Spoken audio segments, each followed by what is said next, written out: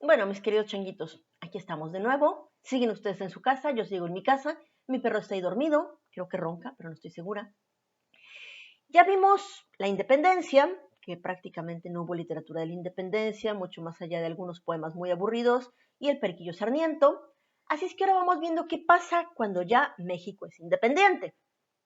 México es independiente, pero no se convierte inmediatamente en una república. Primero tenemos un imperio con Agustín de Iturbide, tumban Iturbide, ponen la república, llega Guadalupe Victoria, primer presidente de México, lo matan y se están cambiando la presidencia de un lado a otro, como si fuera una pelota de ping-pong. Luego llega Antonio López de Santana, que es un chingo de veces presidente, ya lo sabemos. Nos invaden los estadounidenses, se dan las leyes de reforma, nos invaden los franceses, nos invaden los estadounidenses, nos invade medio mundo. Se da el segundo imperio con Maximiliano y Carlota. Benito Juárez derrota a Maximiliano de Carlota y manda a matar a Maximiliano. Benito Juárez sigue siendo presidente una y otra vez. Dura prácticamente lo mismo que Porfirio Díaz, casi nada más porque se nos muere, si no ahí seguiría siendo presidente. Y luego sigue el porfiriato. Y ese es básicamente nuestro siglo XIX en historia. Pero el siglo XIX es una lucha entre liberales y conservadores que no solamente se da en el ámbito político, sino también en el ámbito religioso, en el ámbito literario. Los liberales pasan a ser románticos y los conservadores son los neoclásicos. Las dos grandes corrientes literarias del siglo XIX es el neoclasicismo y el romanticismo. Chun, chun, chun, chun, chun, chun, chun, chun. Y si bien políticamente se peleaban, en literatura más o menos lograban coexistir. Más o menos. Y a veces también unos días eran neoclásicos y otros días eran románticos, así es que no es algo escrito en piedra. Pero bueno, vámonos con los neoclásicos. Los neoclásicos eran básicamente los conservadores, gente de dinero, con educación, de clase alta, que buscaban que más o menos las cosas permanecieran un poquito como estaban en la colonia, pero ya con los mexicanos gobernando a los mismos mexicanos. Se da la independencia y después de Fernández de Lizardi no hay mucha producción literaria. Estaban más ocupados armando la república y todo eso. Los clásicos y los románticos están durante todo el siglo XIX, al final duran más los románticos y son más interesantes sobre todo. Pero ambos, clásicos y románticos, buscaban una literatura nacional, buscaban definir qué es ser mexicano. Lo buscaban tanto en novelas, en poemas, en leyendas, en teatro, en cuentos, de todas maneras que pudieran encontrarlo. Para ello se iban al pasado prehispánico para intentar explicar qué hacía México un país diferente a los demás. Buscan las costumbres que son totalmente mexicanas, alaban el paisaje, la personalidad del mexicano, todo lo que nos distingue de los europeos. Y aparte, ya empiezan por fin los descendientes de indígenas o plenamente indígenas a ser parte de nuestra literatura mexicana. Esto se da más que nada en la Academia de Letrán.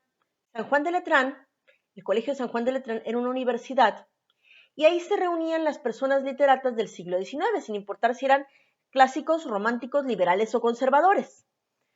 Durante 20 años, entre 1836 y 1856, iban y ahí presentaban sus composiciones poéticas y los otros las criticaban o les decían que estaban muy bonitas, les sugerían cambios y así. Era todo bien bonito el asunto.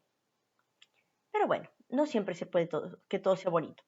Vamos viendo ahora únicamente a los neoclásicos.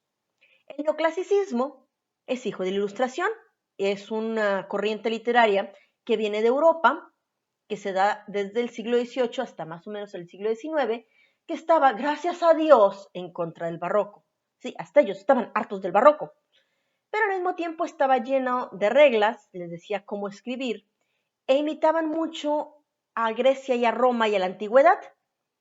Su idea principal o postulado, tomen nota por favor, es ars imitatio natura est. El arte imita a la naturaleza. O sea que no tenían que hacer cosas muy fantásticas, sino que fuera el arte como la vida. En casi todo el mundo, el neoclásico estuvo cerca de las revoluciones y las independencias del siglo XIX. Buscaba un equilibrio, derrotar a los tiranos, que el pueblo se gobernara a sí mismo, buscaba la libertad del pueblo, pero veía al pueblo como una masa de gente anónima, no como individuos, buscaba que todos fuéramos iguales, aburridamente iguales. Bueno, buscaba paz y armonía sin que nadie sobresaliera por ser más inteligente o más culto, sino que todos fuéramos iguales. En el neoclásico, lo principal es que la belleza es fría, como si fuera una estatua. Sí, es bonita, pero no se mueve, no hace nada, está abudida. Prefería los ensayos, las proclamas, la historia y así todas las cosas muy fifís, diríamos actualmente. Buscaba también burlarse a veces políticamente de otros por medio de la sátira. Sus temas eran el amor, pero un amor muy casto, nada de amor sensual, nada de querer bajarle los calzones a la dama. Buscaba la mitología, asuntos bíblicos, libertad, libertad, sí, qué bonito. Los neoclásicos y los conservadores eran todos católicos y estaban orgullosos de serlo, y lo demostraban en su literatura. Hacían poesía a la patria y a sus héroes, pero también a Dios. Eran extremadamente descriptivos, muchos de sus poemas eran acerca de los paisajes y lo bonito que era México. Uy, uy, uy, sí, qué hermoso. Y utilizaban palabras regionales y populares, pero de manera muy simple.